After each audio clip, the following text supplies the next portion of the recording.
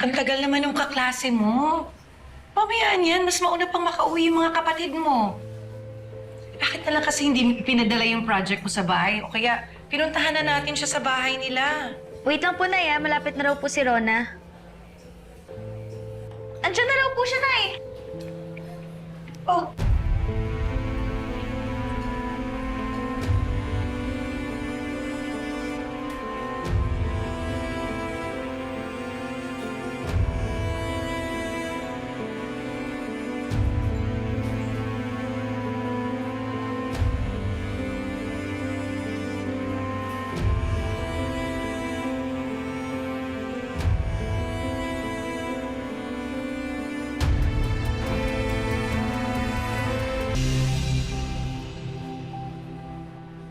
Sorry kung kinailangan namin kayong set up.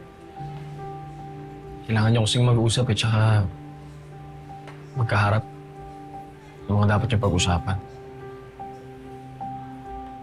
Ang gusto ho sana namin, bago ho tayo umalis sa lugar na to, nagkaayos na kayo ni Tito Noah. Basta, Nay, alam niyo na po yung stand ko, ha? Team Nova rin po ako. No. Ayoko ma-pressure ang nanay niya. Ayoko mag-decide siya dahil napipilitan siya o nahihiya siya maka-offend ng feelings ng iba. If she needs space, that's what we'll give her. gusto niyo ako maging masaya sa buhay ko. Na-appreciate ko lahat ng effort niyo na ipinaparamdam niyo sa akin. At umasa kayo na tinitimbang ko, pinag-iisipan ko, lahat ng sinasabi niyo sa akin. Pero sa huli, ako pa rin ang magdidesisyon kung anong tunay na makakapagpasaya sa akin. Nitong mga huling araw, napag-isip-isip ko na minsan nalilito ka kung ano ba talaga ang pagmamahal at ang awa. Akala mo na mahal mo yung tao pero naaawa ka lang pala sa kanya.